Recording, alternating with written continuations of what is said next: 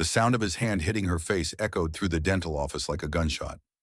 Victoria Hayes Montgomery sat frozen in the waiting room chair, her hand instinctively moving to cradle her 8-month pregnant belly as her cheek burned with the sting of impact. The fluorescent lights above seemed suddenly too bright, casting harsh shadows across the beige walls lined with dental hygiene posters that now felt surreal in their cheerful normalcy. 4 other patients stared in shocked silence. The receptionist's pen had stopped moving mid-sentence. Even the soft jazz playing from overhead speakers seemed to pause, as if the entire world needed a moment to process what had just happened. Damian Montgomery, her millionaire husband of 3 years, stood over her with his expensive suit slightly wrinkled from the force of his movement. His perfectly styled dark hair remained unmoved, his steel gray eyes cold and calculating even in anger. At 37, he commanded boardrooms worth millions, but in this moment, he looked like nothing more than a man who had lost complete control. "You're being dramatic about everything since you got pregnant," he said, his voice low but carrying clearly through the small waiting area. "Missing meetings, changing plans, acting like you're made of glass. It's embarrassing." Victoria touched her reddening cheek, feeling the heat radiating from where his palm had connected. She was 29 years old, the daughter of Dr. Robert Hayes, who owned 3 regional hospitals, and she had never been struck by anyone in her entire life. The shock was almost greater than the pain. "Damian," she whispered, her voice barely audible. "I'm 8 months pregnant." The words hung in the air like an accusation. She had come to Dr. Sarah Mitchell's dental office for a routine cleaning, something her obstetrician had recommended to maintain good oral health during pregnancy. When Dr. Mitchell had suggested postponing the teeth whitening procedure Victoria had scheduled, explaining that the chemicals could potentially affect the baby, Victoria had agreed without hesitation. It seemed like the most natural thing in the world protecting her unborn child. But Damian had arrived 20 minutes late, storming in from what he'd described as a crucial board meeting for Montgomery Industries, his tech company that specialized in medical device software. He'd been furious about having to leave, about the inconvenience, about what he saw as Victoria's increasingly demanding medical schedule. "Every week it's something new," he had said, his voice rising as the other patients pretended not to listen. "Doctor appointments, dietary restrictions, complaints about morning sickness affecting your schedule. You've turned this pregnancy into a full-time career." When Victoria had calmly explained that Dr. Mitchell recommended waiting on the whitening, Damian had exploded. "You're making decisions about our image without consulting me. How is it going to look when my wife's teeth are stained at the Montgomery Industries charity gala next month?" That's when she had made the mistake of mentioning that her morning sickness had been particularly bad lately, making it difficult to maintain her usual routines. The admission had seemed to trigger something primal in him, something that viewed her pregnancy symptoms as a personal inconvenience rather than a natural biological process. And then his hand had moved faster than her mind could process. Now Dr. Sarah Mitchell emerged from her office, having heard the commotion. At 34, she was Victoria's age peer, a successful professional woman who had built her practice through careful attention to patient care. Her brown eyes took in the scene immediately, Victoria's shocked expression, the red mark blooming across her cheek, Damian's defensive posture, the uncomfortable silence of the other patients. "Mrs. Montgomery," Dr. Mitchell said, her voice steady and professional despite the obvious tension in her shoulders. "Would you please come into my office? I'd like to check that everything is okay with you and the baby." Damian stepped forward, his business instincts kicking in as he seemed to realize the magnitude of his public mistake. "That won't be necessary. We're leaving." "Actually," Dr. Mitchell said, her tone brooking no argument, "as Mrs. Montgomery's healthcare provider, I'm concerned about potential stress-related complications during her 3rd trimester. Physical trauma and emotional distress can trigger premature labor or other serious issues." Victoria found herself nodding, grateful for the doctor's intervention. She had been so focused on the humiliation of being slapped in public that she hadn't considered the medical implications. Her baby girl, due in just 4 weeks, seemed to respond to the tension by moving restlessly in her womb. "Victoria," Damian said, his voice now carrying a warning edge, "we're leaving. This is exactly the kind of dramatic overreaction I was talking about." But something in Dr. Mitchell's calm professionalism gave Victoria strength she didn't know she possessed. She stood slowly, her hand still protective over her belly, and looked directly at her husband. "I'm staying," she said quietly. "I need to make sure the baby is okay." For a moment, Damien's mask of control slipped entirely. His face flushed red, his jaw clenched, and Victoria saw something in his expression that made her unconsciously take a step backward. But they were in public, surrounded by witnesses, and even his volatile temper recognized the danger of escalating further. "Fine," he said through gritted teeth. "But this conversation isn't over. We'll discuss your behavior when you get home." He turned and strode out of the office, leaving behind only the lingering scent of his expensive cologne and the weight of his implied threats. The door's bells chimed mockingly cheerful as it closed behind him. Victoria sank back into the chair, suddenly feeling the full weight of her pregnancy and the shock of what had just occurred. Dr. Mitchell gently placed a hand on her shoulder. "Mrs. Montgomery, I want to examine you and monitor the baby's heartbeat. Physical altercations during pregnancy can have serious consequences, and I'm also concerned about your blood pressure given the obvious stress you're experiencing." As they moved toward the examination room, Victoria caught sight of herself in the mirror behind the reception desk. Her shoulder-length blonde hair was disheveled, her green eyes wide with shock, and the red mark on her left cheek was darkening into what would clearly become a bruise. She looked like a victim, and the realization hit her with startling clarity. "Dr. Mitchell," she said, pausing at the threshold of the examination room, "do you have security cameras in the waiting area?" The dentist's expression grew serious. "Yes, we do. For insurance and safety purposes." "Why do you ask?" Victoria touched her cheek again, wincing at the tenderness. "I think I'm going to need evidence of what just happened." Behind them, the other patients had returned to their magazines and phones, but Victoria could feel their surreptitious glances. She wondered how many of them were already composing text messages to friends and family about what they had witnessed. In her social circle, gossip traveled faster than medical records, and the story of Damien Montgomery slapping his pregnant wife in a dental office would be dinner table conversation across the city by evening. As Dr. Mitchell began her examination, checking Victoria's blood pressure and monitoring the baby's heartbeat with practiced efficiency, Victoria found herself thinking about her father. Dr. Robert Hayes had built his medical empire through careful attention to reputation and relationships. He understood better than anyone how quickly a professional standing could be destroyed by personal scandals. More importantly, he understood how to protect his family. The baby's heartbeat came through the monitor strong and steady, a reassuring sound that seemed to ground Victoria in the present moment. Her daughter was okay. Whatever came next, whatever consequences followed from this moment of public humiliation, her child was safe. "Everything looks good with the baby," Dr. Mitchell said, removing the monitoring equipment. "But I'm concerned about your stress levels. Your blood pressure is elevated, which isn't uncommon after a traumatic incident, but we'll want to monitor that carefully." "Dr. Mitchell," Victoria said, her voice steadier than she felt, "I'd like copies of whatever your security cameras recorded, and I think I need to call my father." The dentist nodded, understanding passing between them without need for elaboration. In her years of practice, she had learned to recognize the signs of domestic violence, particularly the careful way victims began to document their experiences when they finally reached the decision point. "Of course," she said. "And Victoria, you don't have to go home tonight if you don't feel safe. There are resources available, people who can help you figure out your next steps." Victoria placed both hands on her belly, feeling her daughter's movements beneath her palms.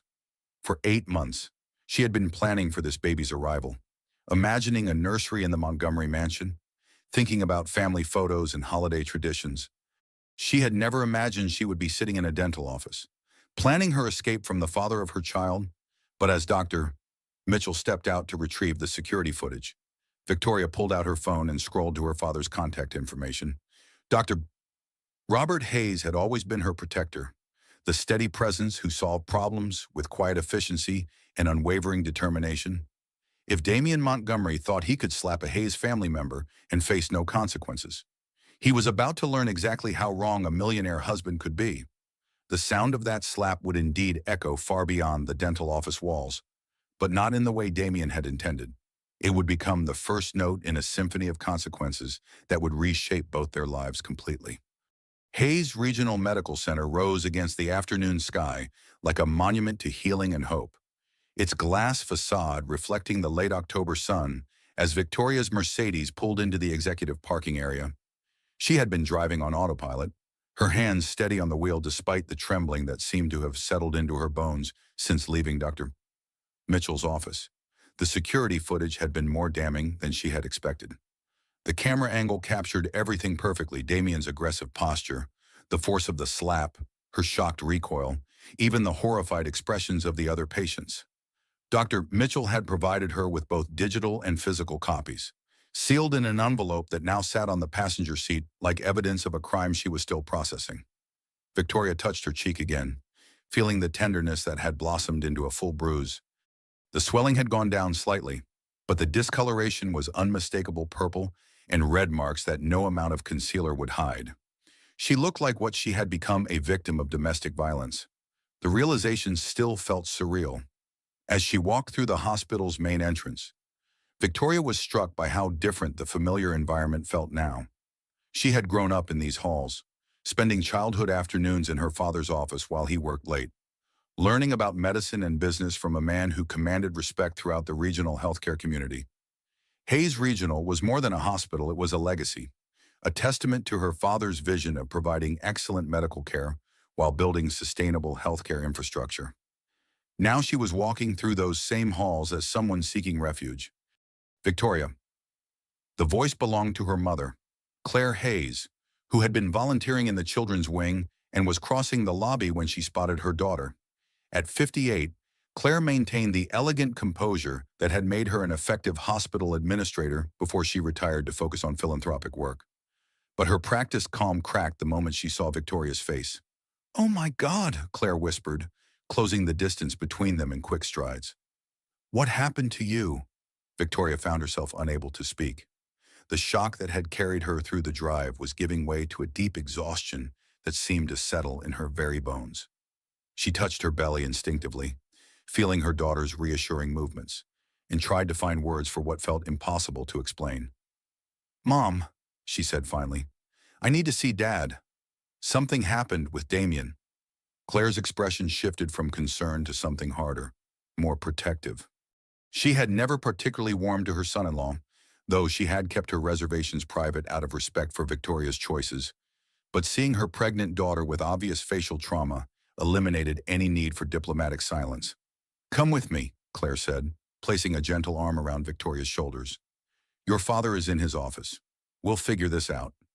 They took the executive elevator to the top floor, where Dr. Robert Hayes maintained the corner office that served as both his medical practice headquarters and the administrative center for his 3-hospital network.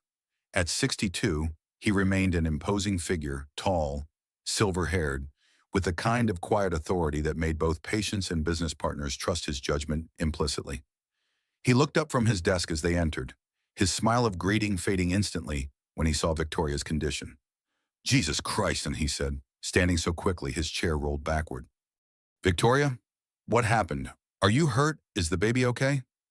The concern in his voice, the immediate shift to protective father mode, broke through Victoria's remaining composure. She sank into one of the leather chairs facing his desk and began to cry, not the elegant tears of someone maintaining dignity, but the raw, exhausted sobs of someone whose world had just shifted fundamentally. Claire moved to stand behind her daughter's chair, her hands gently stroking Victoria's hair, as she had when Victoria was a child with nightmares. Dr. Hayes came around his desk, his medical training taking over as he knelt beside Victoria's chair to examine her injuries. "This is facial trauma," he said, his voice taking on the clinical tone he used when processing serious medical situations. "Someone struck you. Who did this?" "Victoria." "Damien," she managed between sobs. "At Dr. Mitchell's office, in front of everyone." The silence that followed was profound. Victoria could almost hear her parents processing this information, understanding the implications not just for her safety, but for the complex web of relationships that connected their family to their community. Dr. Hayes had built his medical empire through careful cultivation of professional relationships and unwavering commitment to reputation management. He understood that in their social and business circles, scandal could destroy decades of careful work in a matter of days. But as Victoria sat in his office with clear evidence of domestic violence, she could see that his paternal instincts were overriding his business calculations. "He hit you," Claire said, her voice flat with disbelief. "While you're 8 months pregnant, in public," Victoria nodded, reaching for the envelope containing the security footage. "Dr. Mitchell has it all on camera. The whole thing." Dr. Hayes accepted the envelope with the careful attention he gave to critical medical records. As he opened it and began reviewing the footage on his tablet, Victoria watched his expression change. His jaw tightened, his eyes grew cold, and she saw the transformation from concerned father to someone calculating the full scope of response required. "This is assault," he said finally. "Clear, documented assault on a pregnant woman in a public setting." The office door opened, and Victoria's younger sister Jennifer entered, still wearing scrubs from her medical residency at the hospital. At 26, Jennifer shared Victoria's blonde hair and green eyes, but her personality was more direct, less concerned with social niceties than her older sister. "Dad, Mom texted that Victoria was here," and Jennifer stopped mid-sentence, taking in the scene. "Holy shit, what happened to your face?" "Language, Jennifer," Claire said automatically, but her heart wasn't in the correction. Jennifer approached with the confident stride of someone accustomed to medical emergencies. She examined Victoria's bruising with professional detachment, then checked her pulse and blood pressure using equipment from their father's office. "Your blood pressure is elevated," she said, her voice carrying the authority of her medical training despite her youth. "Have you been experiencing any cramping, bleeding, or unusual contractions since the incident?" "Some tension in my abdomen," Victoria admitted, "but the baby seems to be moving normally." Jennifer nodded, making notes on her phone. "Stress-induced hypertension during the third trimester can trigger premature labor. You need monitoring for the next 24 to 48 hours. As Jennifer continued her impromptu medical assessment, Dr. Hayes had been sitting quietly, the security footage still playing on his tablet. Victoria could see him watching it repeatedly, his expression growing more grim with each viewing. "Victoria," he said finally, "I want you to understand something. This isn't just about protecting you, though that's my primary concern. This is about consequences. Actions have consequences, especially when those actions involve members of my family." There was something in his tone that made Victoria look up sharply. She had heard this voice before. During the rare occasions when her father dealt with serious professional challenges, the voice of someone who wielded considerable power and was preparing to use it. "Dad, what are you thinking?" Dr. Hayes leaned back in his chair, his fingers steepled in the gesture Victoria remembered from childhood when he was solving complex problems. "Montgomery Industries does approximately $12 million in business annually with medical facilities," he said conversationally. "Much of that business comes through relationships Damien has built by leveraging his connection to our family. Healthcare facilities trust Montgomery's software solutions, partly because they trust the Hayes name by association." Victoria felt something cold settle in her stomach. "Daddy, what are you saying?" "I'm saying that trust is a fragile thing," he replied. "And men who assault pregnant women aren't the kind of business partners medical facilities should be working with." Claire had moved to stand behind her husband's desk, her expression unreadable. Victoria realized that her parents were communicating with the subtle signals of a couple who had built an empire together, who understood each other's thoughts without need for explicit discussion. "How many facilities are we talking about?" Claire asked. "Directly our 3 hospitals plus the 8 facilities where I serve on advisory boards," Dr. Hayes said. "Indirectly. The relationships extend through the Regional Medical Association, which represents 43 facilities across 4 states." Jennifer had finished her medical assessment and was now listening to their conversation with growing understanding. "You're going to destroy his business," she said, not as a question, but as a statement of fact. "I'm going to remove my family's implicit endorsement of his business practices," Dr. Hayes corrected. "The market will make its own decisions based on that information." Victoria's phone had been buzzing consistently with calls from Damien, but she had been letting them go to voicemail. Now, as the family discussion continued, she decided to listen to his messages. The first few were apologies, delivered in the tone he used when he wanted something contrite, but not truly remorseful. focused more on managing her reaction than acknowledging his behavior. Victoria, baby, I'm sorry. I was stressed about the board meeting and I overreacted. Come home so we can talk about this privately.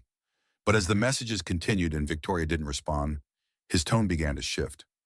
You're embarrassing me by staying away. People are going to start asking questions. I know you're upset, but you need to think about our reputation. The final message made Victoria's blood run cold. I know you're with your family, filling their heads with your version of what happened, but they need to understand that attacking me professionally would be a serious mistake. Montgomery Industries has contracts and relationships that extend far beyond your father's little medical network. Don't make this into something bigger than it needs to be. Victoria looked up to find her family watching her expectantly. He's threatening us, she said simply.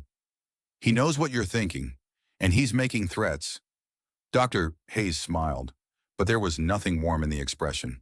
It was the smile of someone who had been underestimated and was about to demonstrate exactly how costly that mistake could be. Jennifer, he said, please take your sister down to the executive suite. She'll be staying there tonight for monitoring. I want hourly blood pressure checks and fetal heart rate monitoring every 4 hours. Dad, that's not necessary, Victoria began. It's medically prudent, he interrupted, and it keeps you somewhere safe while I make some phone calls. As Jennifer helped Victoria to her feet, Claire moved to her husband's side. Robert, she said quietly, are you sure about this approach? Dr. Hayes was already reaching for his phone, scrolling through a contacts list that represented decades of carefully cultivated professional relationships. A man who slaps his pregnant wife in public isn't someone who should benefit from the trust and goodwill our family has spent 30 years building in the medical community, he said. Sometimes protecting family means making sure there are real consequences for inexcusable behavior. Victoria paused at the office door, looking back at her father. Daddy, what if this makes everything worse? He met her eyes with the steady confidence that had made him one of the most respected figures in regional healthcare. Sweetheart, some things are worse than scandal, and one of them is allowing a man who hurts pregnant women to believe his actions don't have consequences. As Victoria left with Jennifer, she could hear her father beginning to make his phone calls. His voice was calm, professional, but she knew that each conversation was placing another nail in the coffin of Damien's business empire. The sound of that slap was still echoing, but now it was echoing in boardrooms and hospital administrators' offices throughout the region. And Damien Montgomery was about to discover that attacking a member of the Hayes family came with a price tag he had never calculated. The next morning arrived gray and cold. October weather that matched Victoria's mood as she sat in her childhood bedroom at the Hayes family estate. The executive suite at the hospital had been comfortable, but after a night of medical monitoring that confirmed both she and the baby were stable, her mother had insisted she come home to rest properly. Home. The word felt strange now. This sprawling Tudor mansion on 20 acres outside the city had been her refuge growing up, but she hadn't lived here since marrying Damien 3 years ago. Now, at 29 and 8 months pregnant, she was back in her old room with its pale yellow walls and collection of medical textbooks from her nursing school days. Her phone had been silent since midnight, when Damien's angry voicemails had finally stopped. Victoria found the silence more unnerving than his threats. Damien Montgomery was many things, but quiet wasn't one of them. When he wasn't getting his way, he typically escalated rather than withdrew. A soft knock on her door interrupted her thoughts. Jennifer entered carrying a breakfast tray and wearing the slightly smug expression she'd perfected as the family's youngest member. You need to see the news, Jennifer said, setting down the tray and pulling out her phone. Dad didn't waste any time. The local business journal's website featured a headline that made Victoria's breath catch. Major healthcare network terminates technology partnerships amid unspecified concerns. The article was carefully worded, mentioning only that Hayes Regional Medical Center and affiliated facilities had ended their contracts with Montgomery Industries, effective immediately due to concerns about alignment with organizational values. No mention of domestic violence. No specific accusations, just the kind of professional language that carried devastating implications in business circles. How many contracts had Victoria asked, though she suspected she didn't want to know the answer? $12 million annually, Jennifer said, settling into the reading chair by the window. But that's just the beginning. Dad spent 4 hours on the phone last night. He called in 30 years of professional relationships. Victoria's phone buzzed with a text from Dr. Mitchell. Saw the news? Security footage safe in my office whenever you need it. Thinking of you today. Another buzz. This one from Amanda Brooks, the family's longtime attorney. Robert filled me in. Need to discuss legal options today. We'll call after lunch. But it was the third message that made Victoria realize the full scope of what her father had set in motion. It came from someone she didn't recognize. Hi, I work in procurement at Central Valley Medical. Just wanted you to know we all support you. Montgomery Industries won't be doing business with us either. Jennifer, Victoria said slowly, how far is this spreading? Her sister's grin was answer enough. Dad may be retired from day-to-day hospital operations, but he's still on the boards of 8 different medical facilities. Plus, he serves on the Regional Healthcare Association's Executive Committee, the Medical Equipment Review Board, and the State Licensing Committee for Healthcare Technology Vendors. Victoria felt a strange mixture of gratitude and apprehension. Her father's protection was absolute, but she was beginning to understand that she had been married to a man whose entire business empire was built on connections he had cultivated through her family name. I need to go home, she said suddenly, to the Montgomery house. I need to get some things, and I need to see what Damien's reaction is going to be.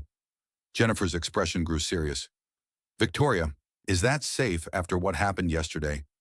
I can't hide here forever, Victoria replied, though the thought of facing Damien made her stomach clench. And I need to understand what I'm dealing with. This is going to get worse before it gets better.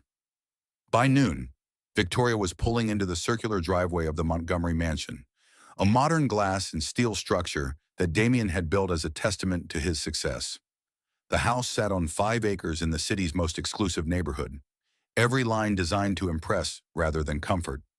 Victoria had never felt entirely at home there, though she had convinced herself that would change once the baby arrived. Now, looking at the imposing facade, she realized she had been living in a monument to her husband's ego rather than a family home. Damien's Porsche was in the garage, and Victoria could hear him talking loudly on the phone as she entered through the kitchen. His voice carried the aggressive tone he used with employees who had disappointed him, but there was an edge of panic she had never heard before. What do you mean, reviewing our partnership? We've had a contract with your facility for 6 years. This is about market manipulation, and I'll prove it. Victoria stood in the doorway of his home office. Taking in the scene, Damien sat behind his glass desk wearing the same suit from yesterday, though it was now wrinkled from sleeping in it. His usually perfect hair was disheveled. An empty coffee cup suggested he had been making calls all night. When he saw her, his expression shifted rapidly through several emotions: relief, anger, calculation. I'll call you back, he said into the phone, ending the call without waiting for a response. Victoria, thank God you're here. We need to talk. Yes, she said simply. We do. For the first time since she had known him. Damien looked uncertain. He gestured to the chair across from his desk, but Victoria remained standing. Something about her posture seemed to make him nervous. Look, he began. Yesterday was a mistake. I was stressed about the Henderson Industries presentation, and I took it out on you. That was wrong, and I apologize. Victoria waited, saying nothing. In their marriage, she had learned that Damien's apologies were typically followed by explanations of why his behavior was actually her fault. She was curious to see how he would frame slapping his pregnant wife as her responsibility. But Victoria, your father's reaction is completely disproportionate. He's destroying business relationships over what was essentially a private marital disagreement. That's not justice, that's vindictive market manipulation. A private marital disagreement, Victoria repeated slowly. Is that what you call hitting me in public? I barely touched you, Damien said, his voice rising. And you're acting like I gave you a black eye. The drama is exactly what I was talking about. You're turning everything into a crisis. Victoria pulled out her phone and showed him the photo Jennifer had taken of her bruised face that morning. The discoloration had actually worsened overnight, creating a stark purple mark across her left cheek. Damien looked at the photo, and for a moment, she saw something that might have been genuine shock cross his features, but it was quickly replaced by defensive anger. Fine, he said. I hit you harder than I intended, but that doesn't justify your father's response. Do you have any idea what he's done to me? Tell me, Victoria said. Damien stood and began pacing, his nervous energy filling the room. 12 million in contracts, canceled overnight, but that's just the beginning. Montgomery Industries' primary investor is Meridian Capital, and guess who sits on their healthcare investment committee? Your father. This morning I got a call that they're reassessing their position based on reputational concerns. Victoria felt something cold settle in her chest. She had known her father was powerful, but she was beginning to understand that his influence extended far beyond what she had realized. 3 more medical facilities called this morning to cancel contracts, Damien continued. Not just Hayes affiliates competitors, who should have no reason to care about our personal business, but somehow they all got the message that Montgomery Industries represents a reputational risk. He stopped pacing and faced her directly. Your father isn't just punishing me, Victoria. He's trying to destroy me completely, over one moment of lost temper. One moment, Victoria repeated. Damien, do you understand that you assaulted me while I was 8 months pregnant, in front of witnesses? I understand that you're using that moment to justify ruining my life, he shot back. And I understand that your family is using their medical connections to engage in illegal market manipulation. Victoria's phone buzzed with another message, this one from a number she didn't recognize. Montgomery Industries just lost the St. Mary's contract too. Word travels fast in healthcare.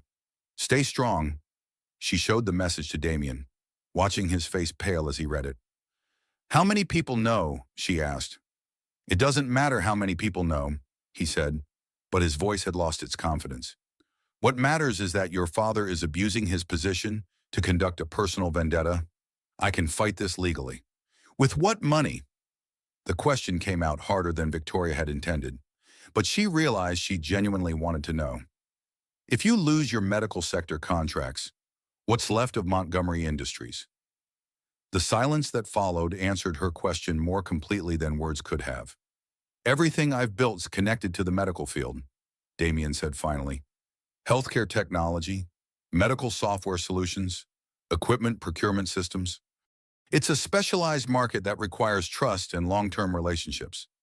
Relationships you built by leveraging your marriage to me, Victoria said, understanding dawning.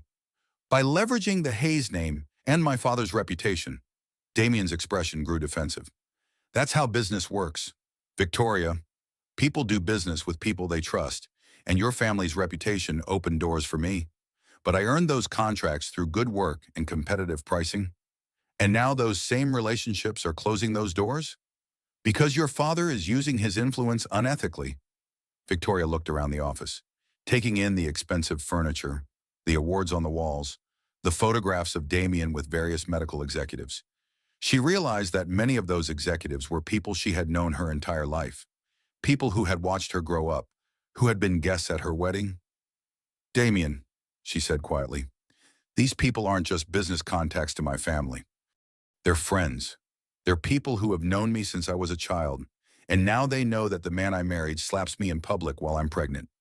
So you're going to destroy me over one mistake? I'm not destroying anything, Victoria replied.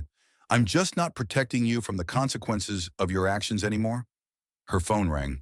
The caller ID showed Amanda Brooks. I have to take this, Victoria said. Victoria, I'm glad you called back, Amanda said. We need to meet today. There are several legal issues we need to discuss, and some of them are time-sensitive, given your due date. What kind of legal issues?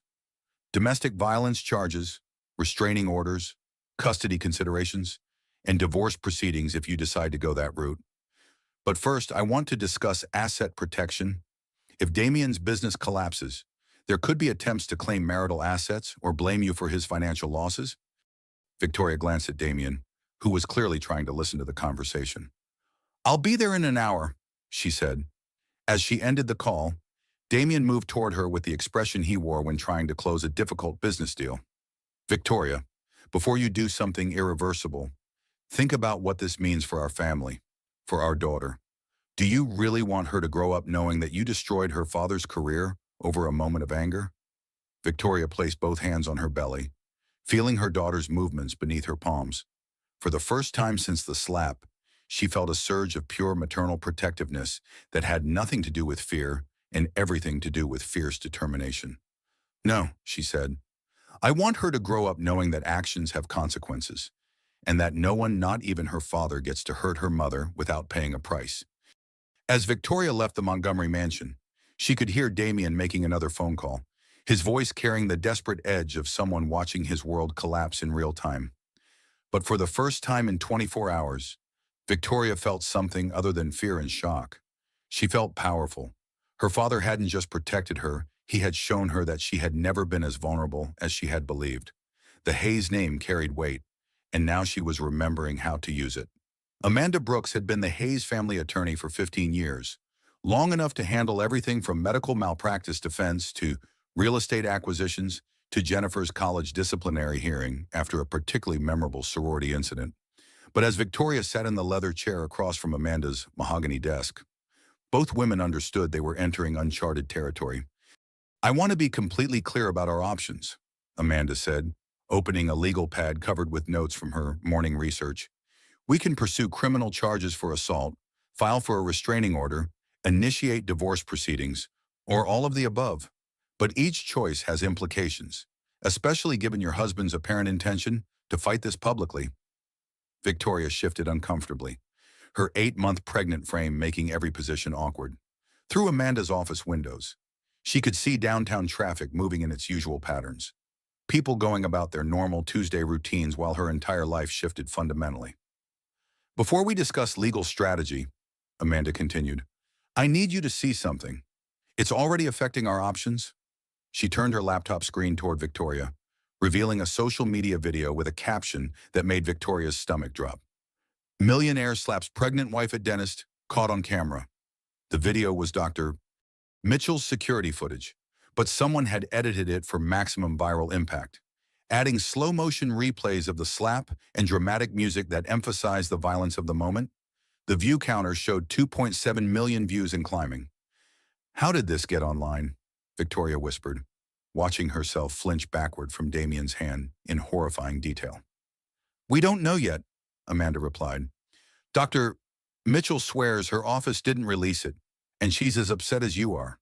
Someone recorded it from the original footage, possibly someone who saw it on a phone or computer screen." Victoria scrolled through the comments below the video, seeing hundreds of reactions ranging from supportive to horrified to angrily analytical. Strangers were dissecting her marriage, her family, and her choices with the casual cruelty of internet culture. "This changes everything," she said. "Yes, it does. Your husband can't claim this was a private matter anymore. But it also means you're going to face intense public scrutiny, especially given your family's prominence in the medical community." As if summoned by their conversation, Victoria's phone began buzzing with calls from numbers she didn't recognize. "Reporters," Amanda explained, "who had identified her from the video and were seeking comment." "Don't answer any of them," Amanda warned. "Let me handle media inquiries for now." But even as they spoke, Victoria could see notifications piling up on her phone, text messages from friends, missed calls from acquaintances, and social media alerts showing that people were tagging her in shares of the video. "What about Damien's business?" Victoria asked. "Is he right that my father's actions could be seen as market manipulation?" Amanda's expression grew more serious. "That's where things get legally complex. Your father has the right to choose his business partners, and domestic violence is certainly grounds for ending professional relationships. But if Damien can prove deliberate coordination to destroy his business beyond what reasonable people would consider appropriate consequences." She trailed off, but Victoria understood the implication. "He could sue us. He could try, but he'd have to prove that your father's actions were legally unjustified. And that's a difficult case to make when there's video evidence of domestic violence." Victoria's phone buzzed with a call from her sister Jennifer. Amanda nodded for her to answer. "Victoria, are you seeing the news?" Jennifer's voice was tight with concern. "It's everywhere. The hospital is getting calls from reporters wanting comments about Dad's business decisions." "What's Dad saying?" "Nothing officially, but he's not backing down. He just got off a call with 3 more medical facilities that are terminating Montgomery Industries contracts. The medical community is circling the wagons around us." After ending the call, Victoria found herself staring at Amanda's law school diplomas on the wall, thinking about the life she had planned just 48 hours ago. She had been Mrs. Damian Montgomery, wife of a successful millionaire, preparing for the birth of their first child. Now she was a viral video star, the face of domestic violence, and potentially the cause of her husband's financial ruin. "Amanda," she said slowly, "I need to understand something. Is this my fault?" The attorney's expression softened. "Victoria, you didn't make your husband hit you. You didn't force him to choose violence over conversation. And you certainly didn't ask to become a public symbol of anything." "Hey, but my father's response." "Your father's response is what happens when a man with considerable professional influence decides to protect his family. Damien built his business on relationships with the medical community. Those relationships were always contingent on trust and reputation. He destroyed that trust the moment he decided to assault you in public." Victoria's phone buzzed again. This time the caller ID showed Damien. "Should I answer it?" Amanda considered for a moment. "Put it on speaker. I want to hear what he's saying now that the video is public." Victoria accepted the call, and Damien's voice filled the office with barely contained fury. "Victoria, what the hell have you done? The video is everywhere. My phone hasn't stopped ringing with calls from reporters, and 3 more clients canceled contracts this morning. I didn't release the video." "Damien, then who did your father's people, your attorney? Someone is orchestrating this campaign to destroy me, and I'm going to prove it." Amanda spoke before Victoria could respond. "Mr. Montgomery, this is Amanda Brooks. I'm representing Victoria now, and I'd advise you to direct all communication through my office." "Of course you'd involve lawyers," Damien said, his voice turning cold. "Victoria, I hope you understand what you're doing. This isn't just about us anymore. The publicity is affecting my employees, my investors, and my clients. You're destroying innocent people's livelihoods over your need for revenge." "Damien, I know what you want. You want to punish me for one moment of lost control, but you're using nuclear weapons for a minor conflict, and the fallout is going to destroy both of us." Amanda leaned toward the phone. "Mr. Montgomery, are you threatening my client?" "I'm informing your client that actions have consequences. If the Hayes family thinks they can use their medical connections to conduct illegal market manipulation, they're going to face legal challenges that make this viral video look like a minor embarrassment." The call ended abruptly, leaving Victoria and Amanda in tense silence. "He's going to sue," Victoria said. It wasn't a question. "Probably, but he's also revealed his strategy. He's going to claim your family orchestrated a conspiracy to destroy his business using unethical professional influence." Victoria felt her daughter moving restlessly in her womb, as if responding to the tension in her mother's voice. She placed both hands on her belly, thinking about the kind of world she was bringing her child into. "Amanda, what happens if he wins? What happens if a court decides my father went too far? Honestly, it would set a dangerous precedent that wealthy men can commit domestic violence without facing professional consequences." But that's a very difficult legal argument for Damien to make, especially with video evidence of his assault. Victoria's phone buzzed with a text from her mother. "Come home, the reporters are calling the hospital and showing up at the house. We need to discuss how to handle this." As Victoria prepared to leave Amanda's office, the attorney handed her a business card. "This is a private security firm that specializes in protecting high-profile families during legal disputes. Given the viral nature of this situation and Damien's apparent willingness to escalate, I think you should consider personal protection." Walking to her car, Victoria felt the weight of public attention for the first time. A photographer with a telephoto lens was positioned across the street, clearly waiting for her to emerge from the law office. She kept her head down and her hand protectively over her belly, understanding that her every public appearance would now be scrutinized. The drive home took her past 3 billboards advertising Montgomery Industries healthcare software solutions. Damien's company logo was everywhere in the medical district, a constant reminder of how thoroughly their personal relationship had become intertwined with professional and financial interests. But as she pulled into the Hayes family estate, Victoria saw something that made her realize the full scope of what her father had set in motion. A news van was parked at the end of their driveway, and a reporter was doing a live broadcast with their house visible in the background. "This is how battles become wars," she murmured to herself, feeling her daughter's movements beneath her ribs. The viral video had turned their private family crisis into a public spectacle, and Damian Montgomery was about to discover that when you attack a Hayes family member, the consequences extend far beyond what any millionaire husband had ever calculated. The sound of that slap was now echoing in millions of homes across the country, and there would be no containing the aftermath. The Hayes family estate had been transformed into something resembling a war room. Victoria sat in her father's study, surrounded by legal documents, medical reports, and printed screenshots of social media coverage, while Amanda Brooks, her father, and two additional attorneys discussed strategy with the calm precision of military commanders planning a campaign. 3 days had passed since the video went viral, and the story had evolved into something much larger than domestic violence. The media narrative now focused on medical oligarchy versus tech millionaire, and when healthcare networks weaponized professional relationships. Damian had hired a crisis management firm and was giving interviews portraying himself as the victim of an orchestrated conspiracy. He's filed a comprehensive lawsuit, Amanda announced, reviewing the legal documents that had been delivered that morning. He's suing your father for tortious interference with business relations, conspiracy to restrain trade, and abuse of professional influence. He's also suing the hospital network for $50 million in damages. Dr. Hayes, sitting behind his desk with the composure that had made him legendary in medical circles, reviewed the documents with clinical detachment. He's claiming that I orchestrated an illegal conspiracy to destroy his business using unethical professional relationships, he said. His attorneys are arguing that domestic violence shouldn't result in professional consequences, and that my response was disproportionate to his actions. Victoria struggled to find her voice. Can he win? He's got expensive lawyers who think they can, Amanda replied. The challenge is that we're operating in a legal gray area. Professional relationships and personal relationships intersect in complex ways, and there's not much precedent for this specific situation. Jennifer, who had been monitoring social media coverage, looked up from her laptop. The public opinion is shifting.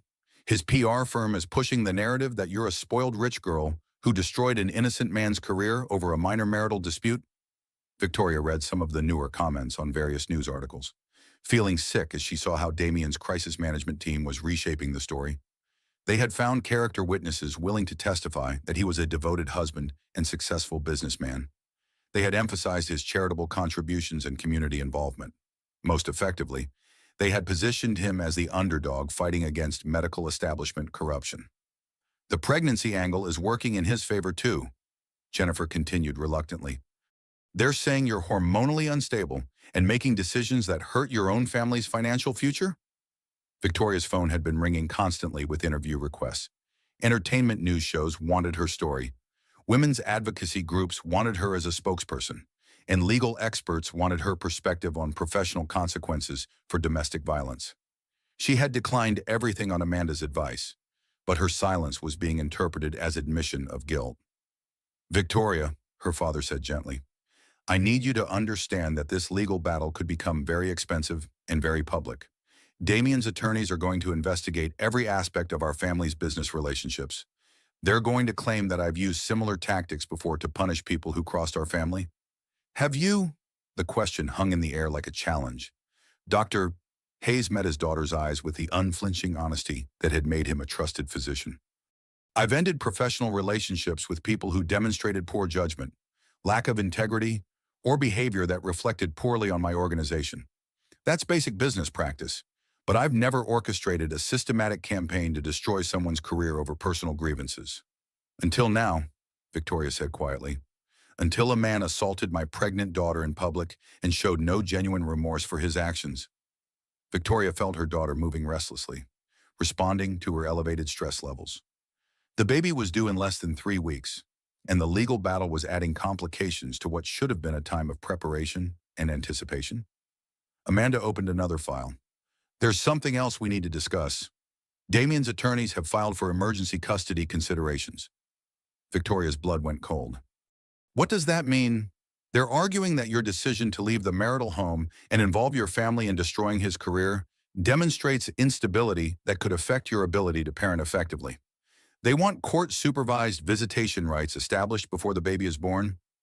He wants to control our daughter before she's even born, Victoria said. the words coming out harder than she intended. It's a common tactic in high-conflict divorces involving wealthy families, Amanda explained. They're trying to establish paternal rights early and create legal leverage for future custody disputes. Dr.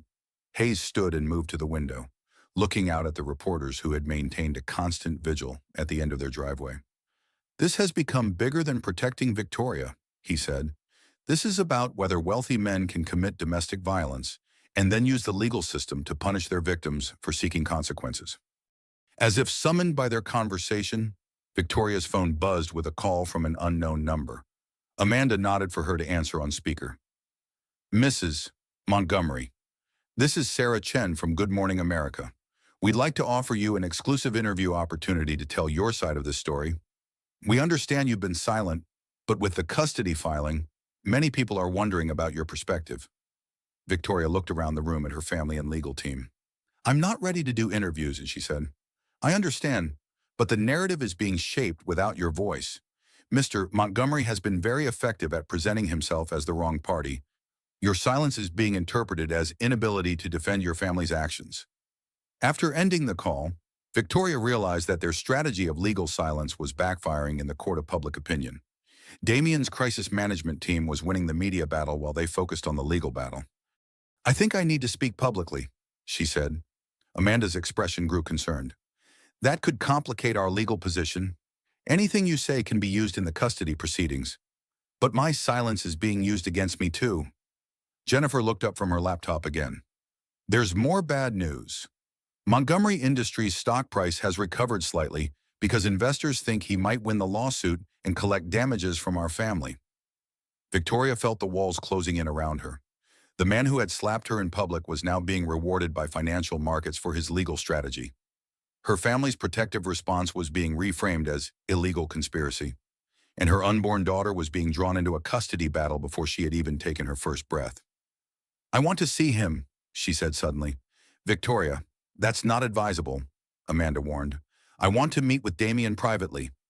I want to understand what he really wants and whether there's any possibility of resolving this without destroying both our families. Dr. Hayes turned from the window. Absolutely not. He's demonstrated that he's willing to use violence against you. I won't allow you to put yourself at risk. Dad, I'm not a child. I'm about to become a mother, and I need to understand what kind of war I'm bringing my daughter into. The room fell silent as everyone processed Victoria's determination. Finally, Amanda spoke.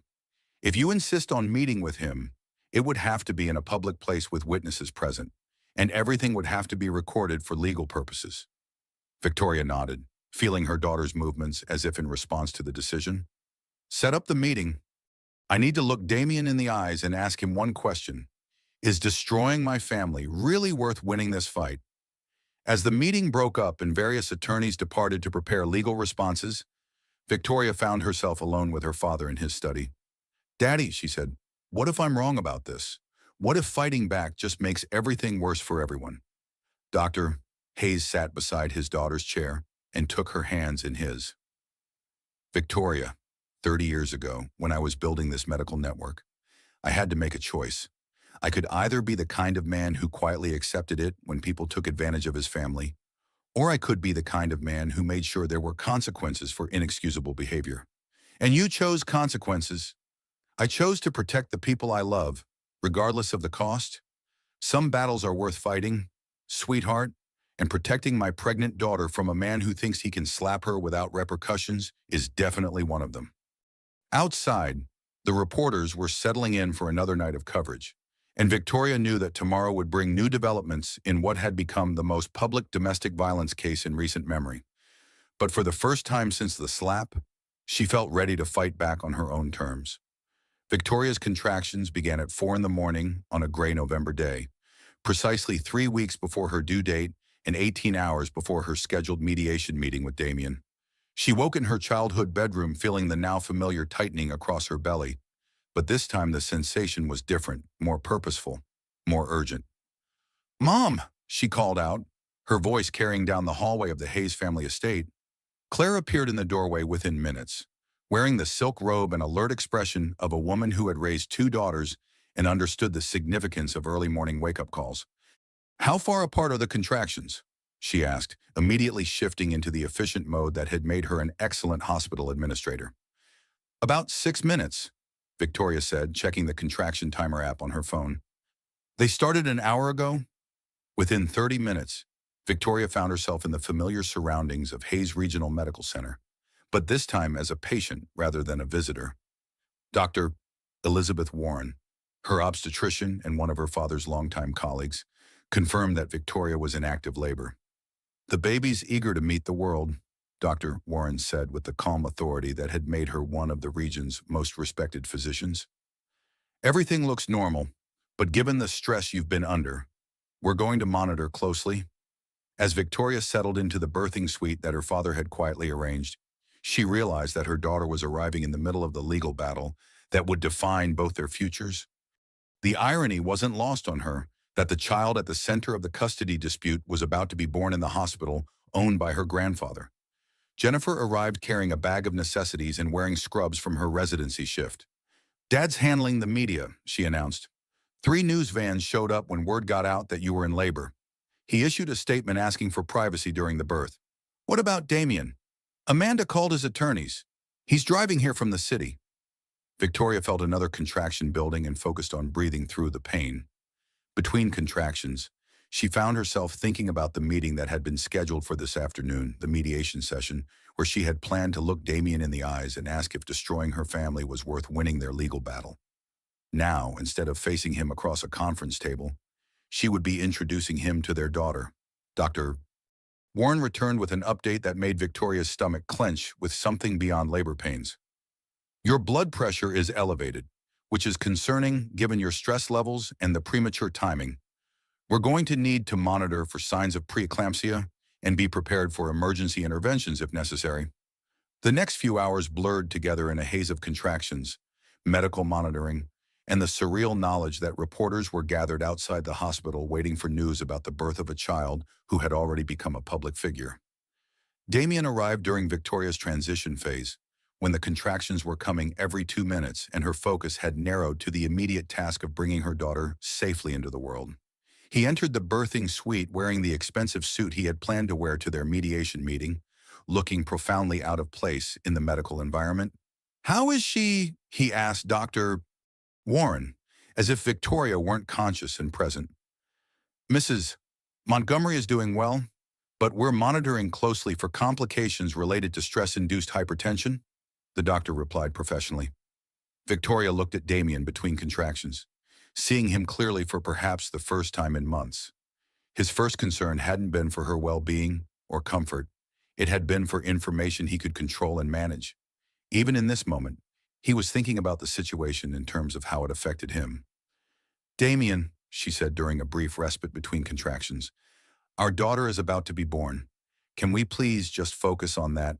"Of course," he said, but she could see his phone buzzing constantly with what were undoubtedly calls from his legal team and crisis management consultants. Emma Claire Hayes Montgomery arrived at 2:47 in the afternoon, weighing 6 pounds and 4 ounces despite her early arrival. The moment Dr. Warren placed her on Victoria's chest, everything else in the room seemed to fade into irrelevance. Victoria's daughter was perfect, tiny, but healthy, with a surprisingly strong cry and the kind of alert expression that suggested intelligence. As Victoria held Emma for the first time, feeling the weight of her child against her chest, she experienced a surge of protective love so powerful it redefined every priority she had ever held. "She's beautiful," Damien said, and for a moment his voice carried genuine awe rather than calculation. But as the medical team worked to complete the birth process and ensure both mother and baby were stable, Victoria watched Damien's expression shift back to something more familiar. He was already thinking about how Emma's birth would affect the legal proceedings, how the timing would impact media coverage, how the situation could be managed to his advantage. When Dr. Warren handed Emma to Damien for his first hold, Victoria observed the interaction with new maternal instincts that felt sharper than any emotion she had previously experienced. Damien held their daughter correctly, made appropriate sounds of paternal affection, but something in his demeanor suggested he was performing rather than experiencing the moment. "We should take some photos," he said, "for the family records." Victoria realized he was thinking about public relations opportunities rather than private family memories. "Damien," she said, "can we have a few minutes alone? Just you, me, and Emma." "Doctor." Warren and the nursing staff cleared the room, leaving the new family in the kind of intimate space Victoria had imagined throughout her pregnancy. But instead of the bonding moment she had envisioned, she found herself studying her husband with the analytical clarity that extreme circumstances can provide. "She's going to change everything for us," Damien said, settling into the chair beside Victoria's bed while still holding Emma. "How do you mean? The custody proceedings will be different now that she's actually here. The judge will want to establish visitation schedules and support arrangements, and the public perception will shift. It's harder to demonize a devoted father holding his newborn daughter." Victoria felt something cold settle in her chest as she realized Damien was already strategizing about how to use Emma in their legal battle. "Damien, look at her," she said softly. "Really look at our daughter." He glanced down at Emma, who was sleeping peacefully in his arms. "What do you want me to say?" "Victoria, she's beautiful. She's perfect. But that doesn't change the fact that we have serious legal and financial issues to resolve. Do you love her?" The question seemed to catch him off guard. "Of course I love her. She's my daughter." But Victoria realized that Damien's concept of love was different from the overwhelming protective devotion she felt toward Emma. For him, love was possession, control, and strategic value. For Victoria, love had become the willingness to sacrifice everything to protect her child from harm. "I want you to leave," she said quietly. "Victoria, we need to discuss. I want you to leave now. Come back tomorrow during visiting hours. But right now I need time alone with our daughter." Damien's expression shifted to the cold anger she recognized from their worst marital arguments. But something about Victoria's tone, or perhaps the hospital setting, made him comply without argument. After he left, Victoria held Emma against her chest and whispered promises that surprised her with their intensity. "I'm going to protect you from everything that could hurt you," she said, "even if that means protecting you from your own father." Through the window, Victoria could see the news vans still gathered in the hospital parking lot. Emma's birth would be reported on evening news programs across the country, analyzed by legal experts and family court specialists, debated by strangers who had opinions about domestic violence and parental rights. But holding her daughter in the quiet of the hospital room, Victoria realized that all the legal maneuvering and media management in the world mattered less than one simple truth: Emma deserved a mother who would fight for her safety and well-being, regardless of the cost. The custody battle was about to become much more complicated, but Victoria's priorities had never been clearer. Her daughter would grow up knowing that some things were worth fighting for, and that love meant protecting the people who mattered most, even when the entire world was watching.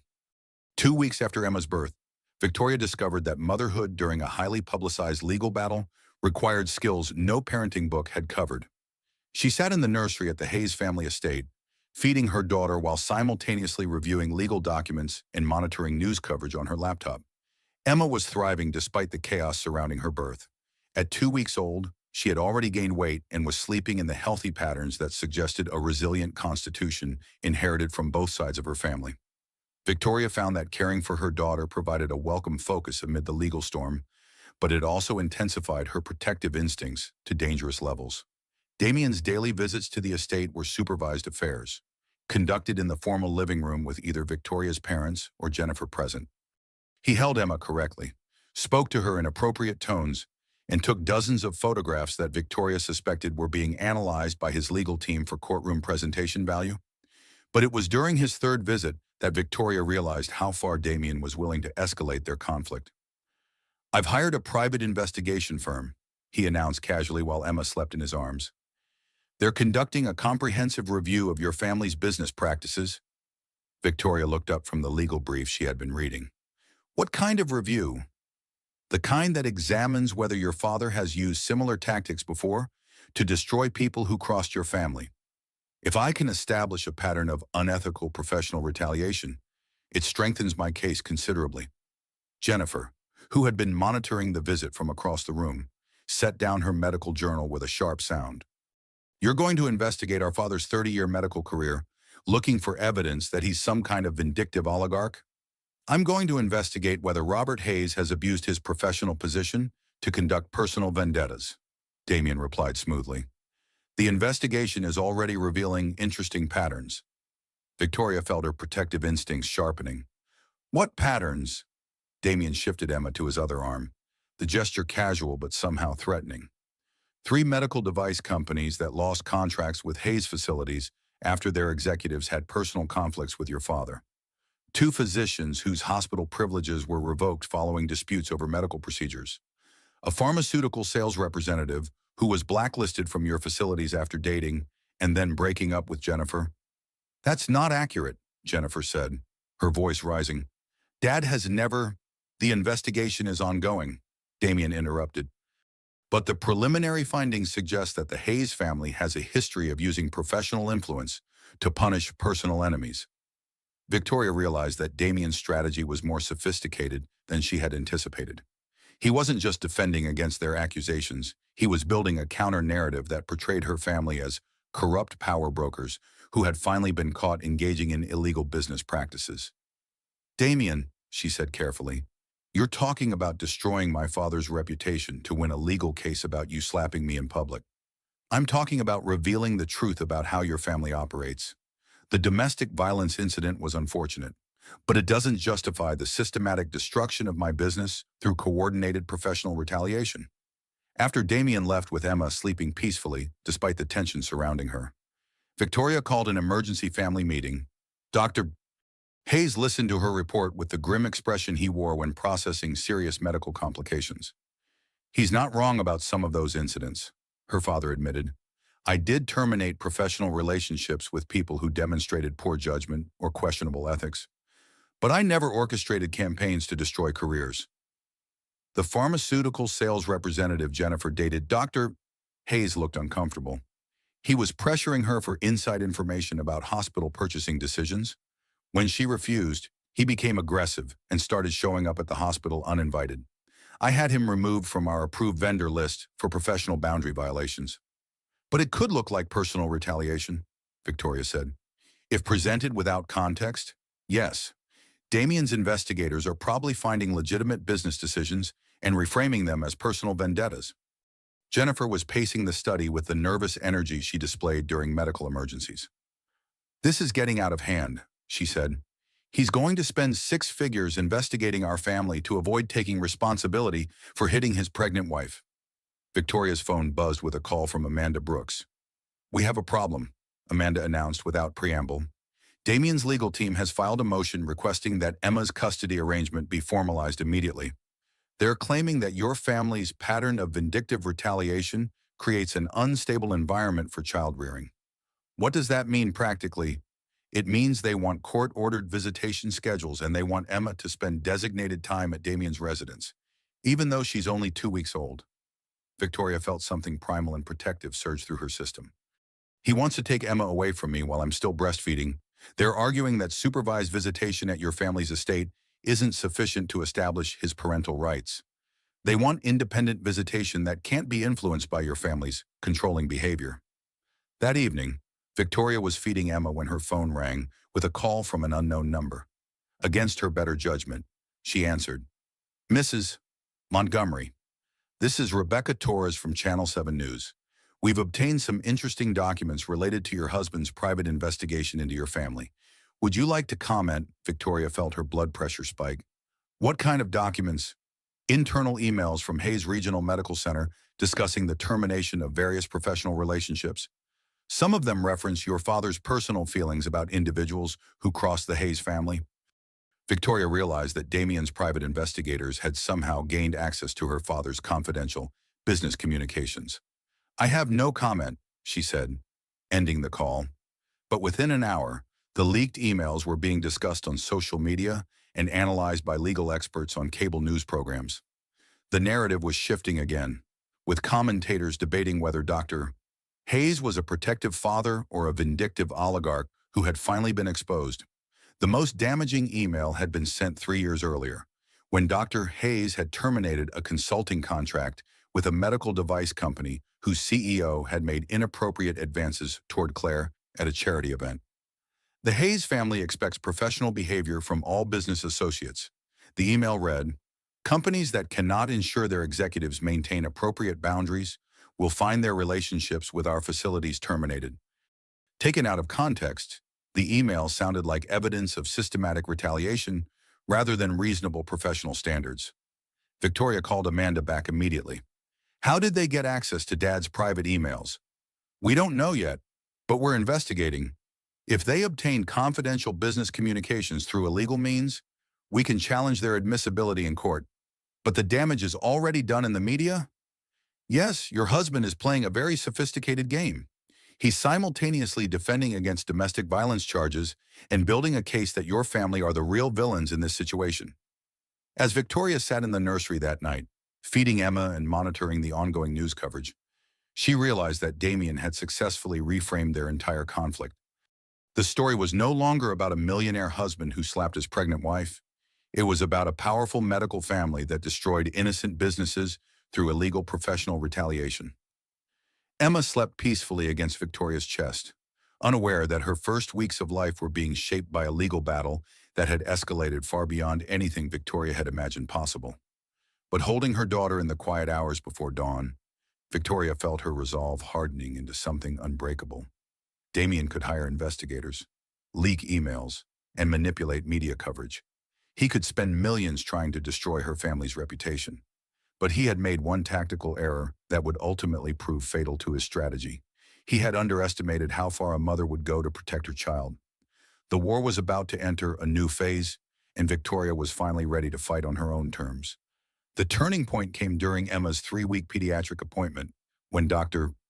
Sarah Mitchell walked into the examination room at Hayes Regional Medical Center carrying a file folder that would change everything. "I've been waiting for the right moment to show you this," Dr. Mitchell said, setting the folder on the examination table while Victoria held Emma for her routine checkup. "After the leaked emails story broke, I decided it was time to document some things I've been keeping private."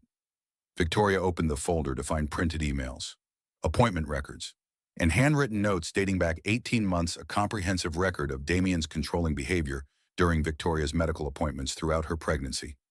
"He demanded to be present for every appointment," Dr. Mitchell explained, checking Emma's weight and length, "even routine cleanings and consultations. When I explained patient privacy rights, he insisted you had given him permission to make medical decisions on your behalf." Victoria read through the documentation, seeing her pregnancy reframed through the lens of coercive control rather than spousal involvement. "I documented every interaction because his behavior was so unusual," Dr. Mitchell continued. "Most supportive spouses attend major appointments and ultrasounds. Damien wanted to control every aspect of your medical care, including preventive treatments I recommended." The records showed a pattern. Victoria had been too close to recognize Damien questioning medical recommendations, demanding explanations for routine procedures, and insisting that all communication go through him rather than directly to Victoria. "Dr. Mitchell, why didn't you say something at the time?" "Because you seemed comfortable with his involvement, and I couldn't prove he was being coercive rather than protective. But the dental office incident provided context that made his earlier behavior clearly abusive." Emma gurgled contentedly as Dr. Mitchell completed her examination, declaring her perfectly healthy and developing ahead of schedule despite her early arrival. "There's something else," Dr. Mitchell said. "I've been in contact with other healthcare providers who treated you during your marriage. We've been sharing information, and the pattern is consistent across multiple medical settings." Victoria's phone buzzed with a call from Amanda Brooks. "You need to get to my office immediately," Amanda said. "We have developments that are going to change everything." An hour later, Victoria sat in Amanda's conference room facing a group she never expected to see: 6 healthcare professionals who had treated her during her marriage, all carrying documentation of Damien's controlling behavior. Dr. Elizabeth Warren, her obstetrician, spoke first. "I've been practicing obstetrics for 20 years, and I've learned to recognize signs of domestic abuse. Your husband's behavior during pregnancy appointments was textbook coercive control." She opened her files, revealing appointment records that documented Damien's presence at every visit, his insistence on making decisions about Victoria's care, and his angry reactions when medical recommendations conflicted with his preferences. "He demanded I explain why you needed additional iron supplements. questioned my recommendations for reducing work stress, and insisted that morning sickness was psychological drama that I shouldn't encourage.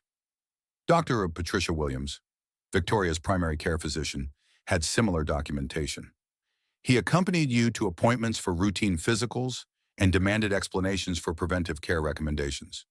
When I suggested counseling resources for pregnancy stress, he became hostile and accused me of implying he wasn't supportive.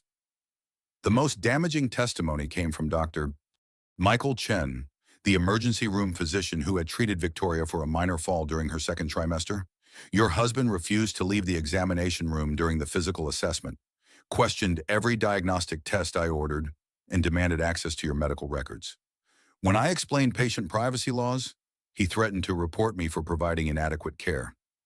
Victoria realized she was looking at comprehensive documentation of coercive control throughout her entire pregnancy, evidence that Damien's assault at the dental office was the culmination of months of controlling behavior, rather than an isolated incident. "Why are you all coming forward now?" she asked. Dr. Warren answered for the group. "Because the leaked email story is being used to portray your father as vindictive and your family as corrupt. But we know the truth. Your husband's business relationships with medical facilities were problematic long before the domestic violence incident." Dr. Mitchell pulled out additional documentation.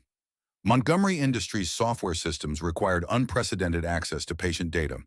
Damien used his personal relationships with medical staff to push through data-sharing agreements that many of us were uncomfortable with. He leveraged his marriage to you to gain access to confidential medical information, Amanda asked. "Not directly," Dr. Chen clarified, "but he used his connection to the Hayes family to build trust with healthcare administrators who might not have approved such extensive data access otherwise. When several physicians raised privacy concerns, we were told that any objections would be noted by hospital administration." Victoria felt sick as she realized the full scope of how Damien had exploited her family connections. "He was using my name to pressure doctors into uncomfortable situations. The pattern became clear when we started comparing notes," Dr. Warren continued. "Montgomery Industries had unusually favorable contracts with medical facilities, often involving data access provisions that other technology companies couldn't negotiate." Amanda was taking detailed notes. "This is exactly what we need to counter his conspiracy allegations. You're saying he built his business success by leveraging his marriage to Victoria and exploiting the Hayes family reputation?" Dr. Mitchell nodded. "And when physicians raised concerns about his business practices, those concerns were dismissed because of his family connections. We were essentially told that questioning Montgomery Industries meant questioning the Hayes family's judgment." Victoria looked around the room at these accomplished medical professionals who had been silenced by her husband's manipulation of her family's reputation. "I'm so sorry," she said. "I had no idea he was using our marriage to pressure you." "You were his victim too," Dr. Warren replied gently. "Coercive control works by isolating victims from their support systems and making them complicit in their own manipulation. You couldn't have recognized what was happening because you were living inside it." Amanda's expression had shifted to something Victoria recognized as predatory satisfaction. "This changes our entire legal strategy.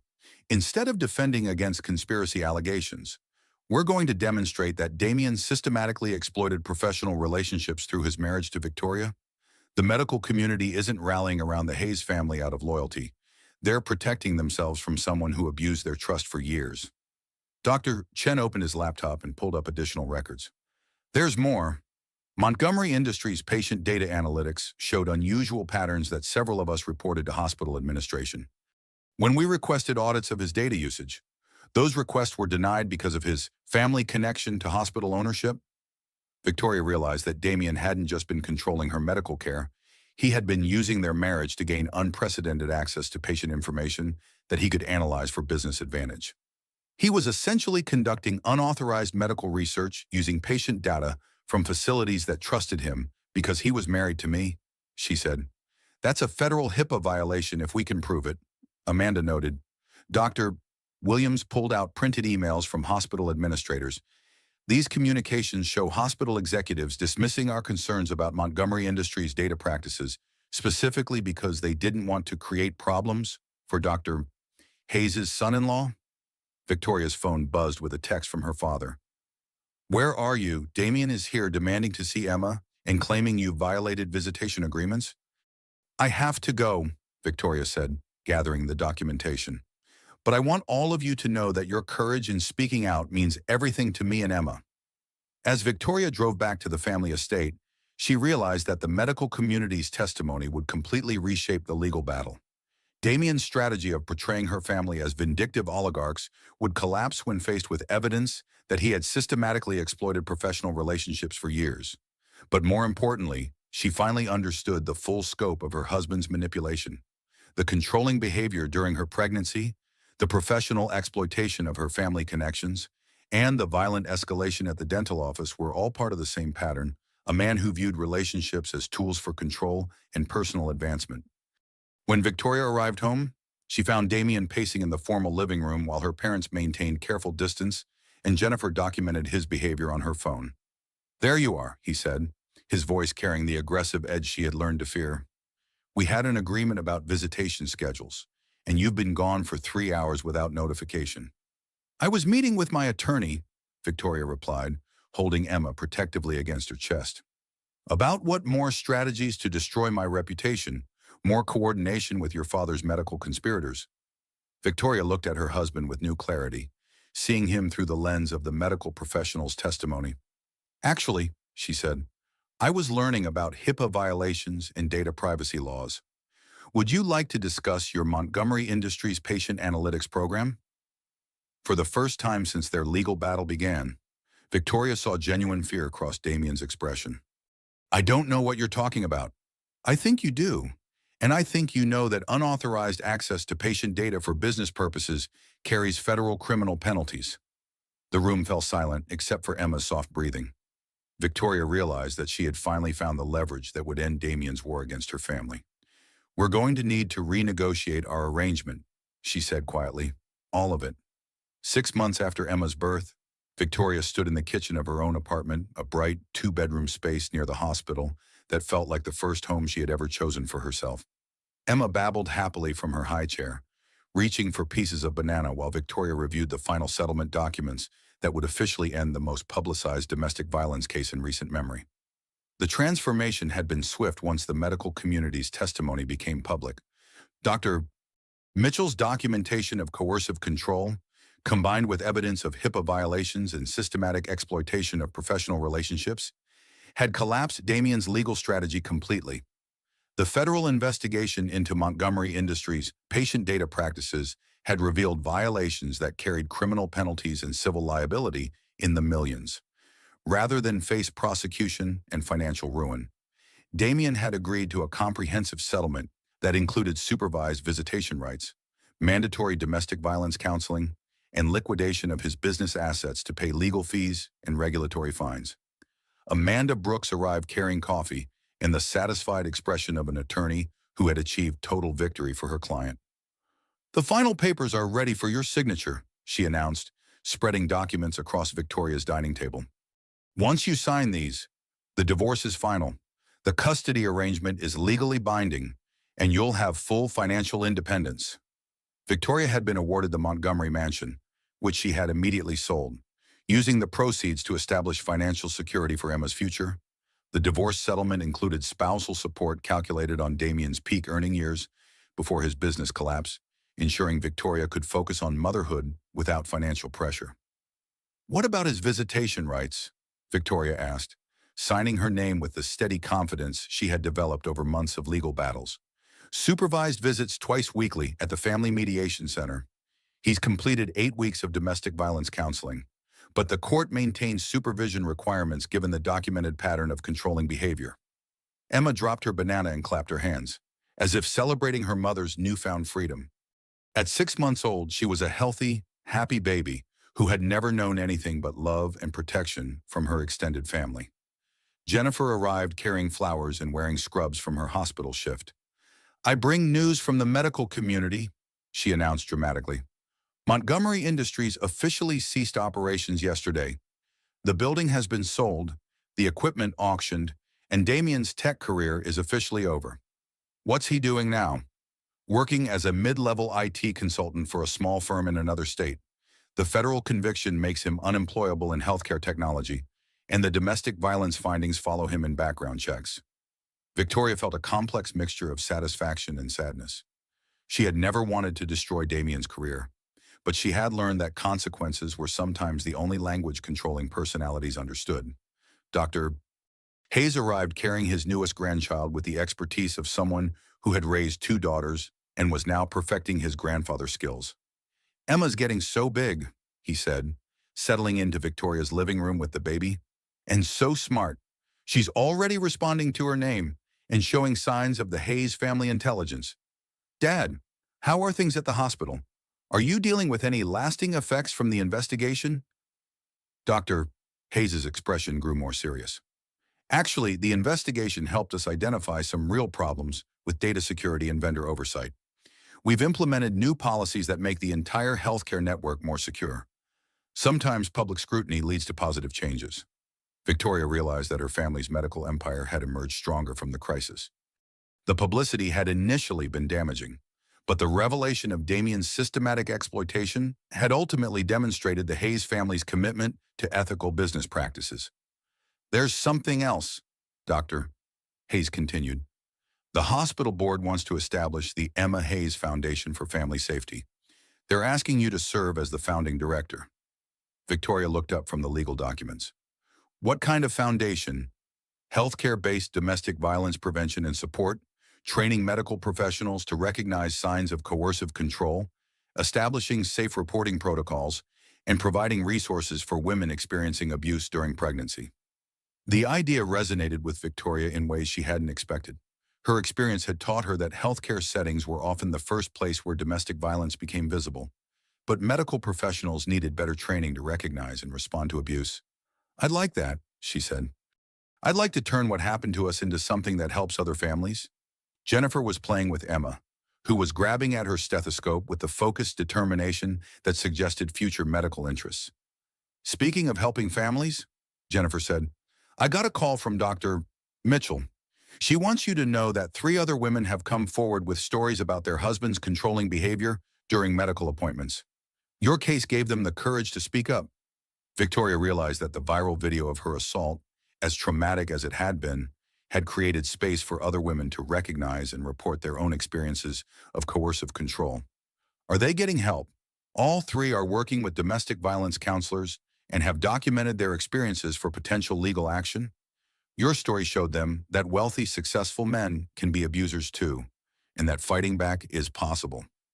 As the afternoon progressed and Emma napped peacefully in her crib, Victoria found herself thinking about the woman she had been 8 months ago, trapped in a controlling marriage, unaware of how thoroughly her husband had been exploiting her family connections, believing that keeping the peace was more important than demanding respect. That woman felt like a stranger now. The Victoria who existed today understood that love didn't require accepting abuse, that family loyalty meant protecting each other from harm, and that sometimes the most loving thing a mother could do was ensure her daughter grew up in a world where actions had consequences. Amanda gathered the signed settlement documents with the efficiency of someone closing a successful case. "Victoria, I want you to know that this case is going to be studied in law schools for years. The intersection of domestic violence, professional consequences, and family business relationships created new legal precedents. Good ones, I hope. Very good ones. Courts now have clear guidance that domestic violence can justify professional consequences, and that wealthy abusers can't use the legal system to punish their victims for seeking justice." As evening approached and her family prepared to leave, Victoria held Emma on her balcony overlooking the city.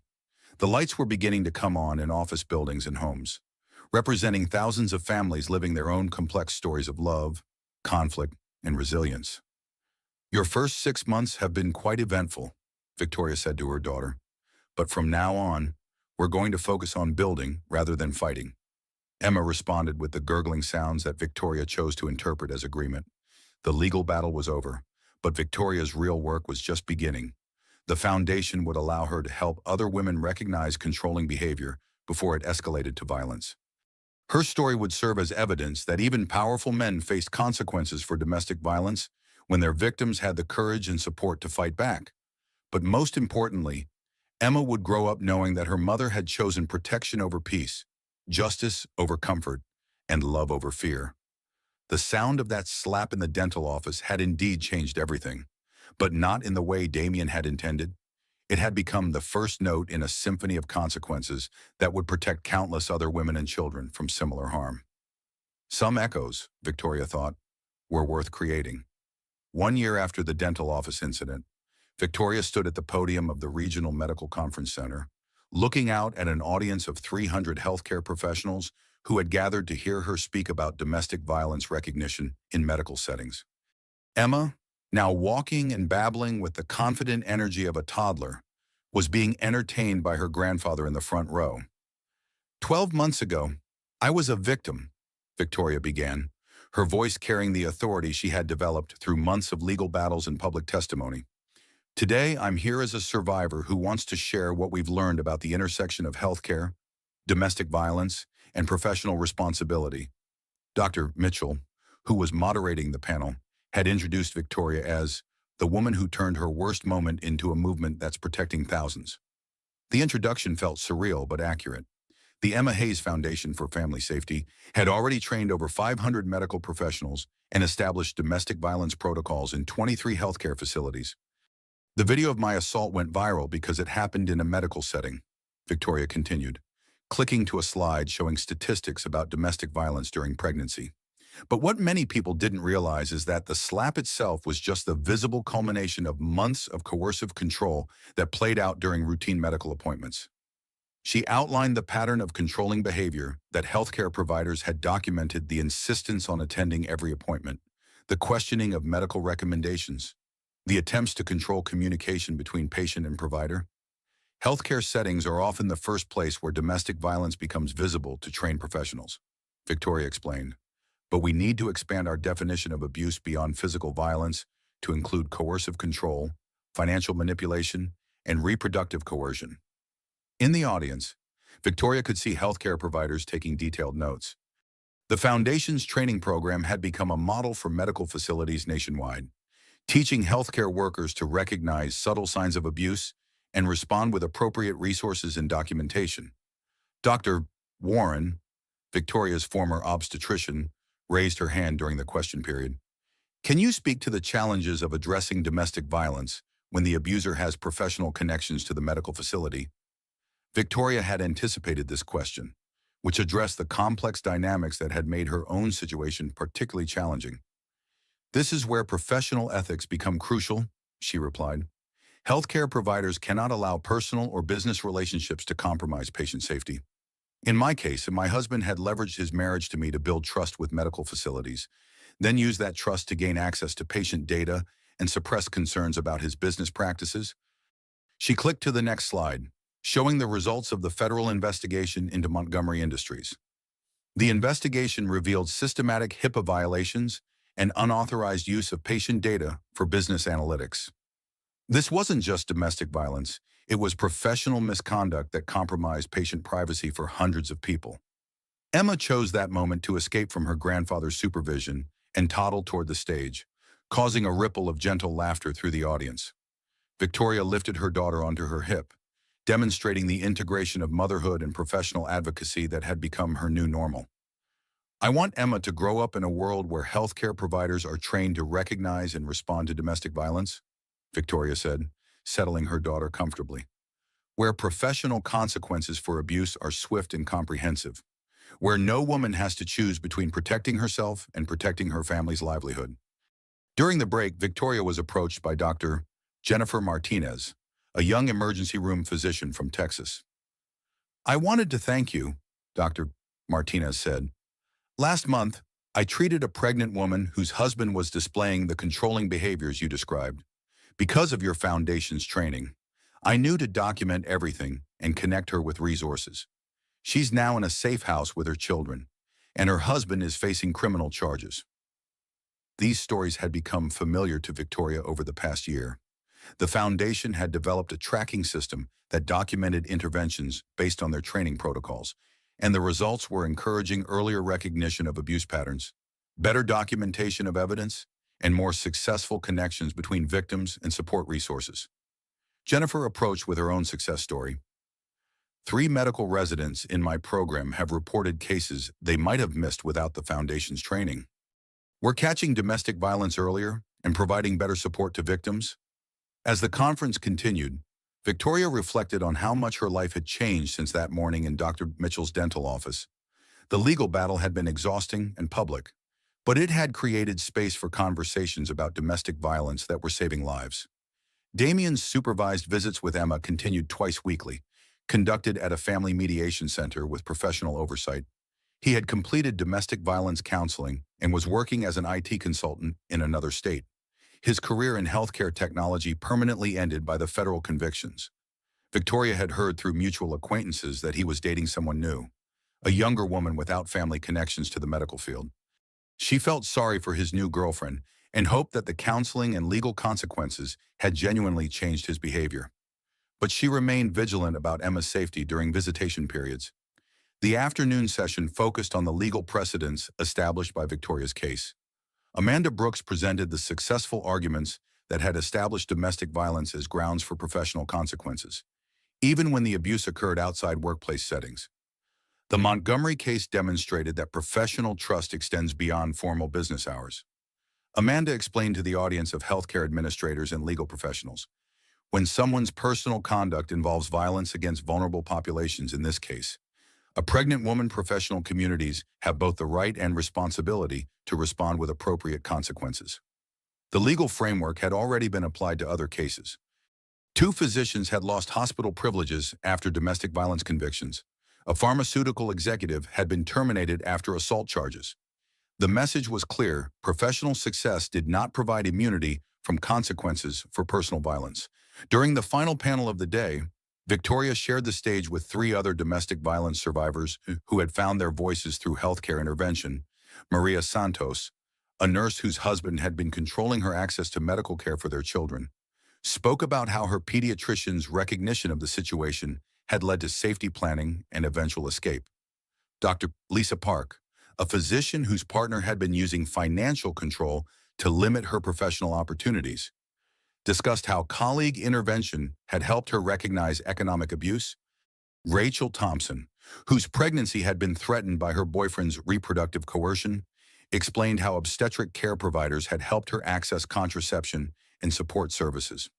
The common thread in all our stories, Victoria noted, is that healthcare providers were the first professionals to recognize what was happening and offer appropriate resources. Medical settings provide unique opportunities for intervention because they involve private conversations about intimate aspects of people's lives.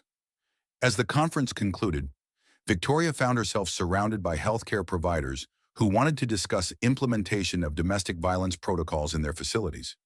The enthusiasm was gratifying, but also sobering. It reflected how many medical professionals had been seeing signs of abuse without adequate training or resources to respond effectively. Dr. Hayes joined Victoria and Emma for the drive home, his expression reflecting the pride and satisfaction of someone whose protective instincts had achieved their intended purpose. 30 years of building professional relationships, he said, and I never imagined they would be used to protect my daughter from domestic violence. But I'm glad we had the influence to make sure there were real consequences for inexcusable behavior. Do you think we went too far? Victoria asked, a question that had lingered despite the positive outcomes of their fight. Victoria, your husband built his career by exploiting his marriage to you. When that marriage involved violence against you while you were pregnant, every professional relationship he had cultivated became complicit if they continued working with him. We didn't destroy his career, we simply stopped enabling it. Emma fell asleep in her car seat, exhausted by a day of being passed between adoring medical professionals who treated her like a celebrity. Victoria watched her daughter's peaceful expression and felt the deep satisfaction of knowing she had created a safer world for Emma to grow up in. The Foundation's work was expanding beyond healthcare settings. They were developing training programs for educators, social workers, and law enforcement professionals. The model of early recognition and comprehensive response was proving effective across multiple professional settings. But perhaps most importantly, Victoria's story had sparked conversations about domestic violence in communities where such discussions had previously been private or avoided entirely. The viral video had been traumatic to experience, but it had forced millions of people to confront the reality that domestic violence occurred across all socioeconomic levels. As they arrived at Victoria's apartment, she realized that the anniversary of the slap had passed without her noticing. The date that had once seemed like the worst day of her life had been absorbed into a year of growth, advocacy, and healing. "Emma," she said, lifting her sleeping daughter from the car seat, "you're going to grow up in a world where people understand that some sounds echo forever, and that those echoes can change everything for the better." The dental office where the assault had occurred now displayed a small plaque near the reception desk. "Safe Space Certified, Emma Hayes Foundation for Family Safety." It was a quiet symbol that Victoria found deeply satisfying. The place where her worst moment had occurred was now officially dedicated to preventing similar trauma for other families. Dr. Mitchell had become one of the foundation's most active supporters, training other dental professionals to recognize signs of domestic violence and respond with appropriate resources. Her office had become a model for how medical practices could create genuinely safe spaces for vulnerable patients. The sound of that slap had indeed echoed far beyond the waiting room where it occurred, but the echoes had become something powerful and protective, a reverberating demand for justice that was making the world safer for women and children everywhere. Victoria tucked Emma into her crib and stood watching her daughter sleep, thinking about the future they had built together through courage, support, and the unwavering belief that love meant protecting the people who mattered most. Some battles, she reflected, were worth fighting not just for victory, but for the lasting changes they created in the world. And some echoes were worth creating because they carried the sound of justice, protection, and hope for generations to come. In the quiet of Emma's nursery, Victoria could finally hear the sound of peace.